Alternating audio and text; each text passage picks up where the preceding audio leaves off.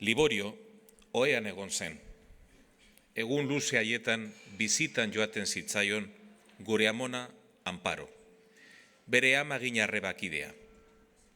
Naiz eta Amparo euskal nazionalista sutsua izan, Liborioren ohe ondoan ezertzen zen, eta prentsa frankista irakurtzen zion arratsaldero. Irudika dezaket amonaren irakurtzeko era. Ume baten modukoa, geldoa, silabak ongi markatuz.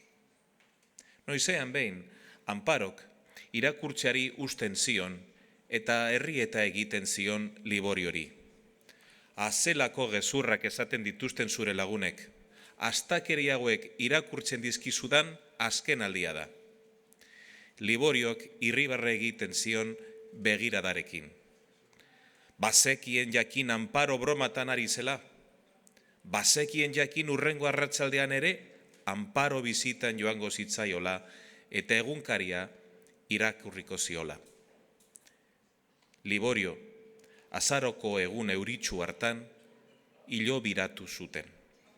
Jose Luis Melerrek ordaindu zituen hiletako gastu guztia.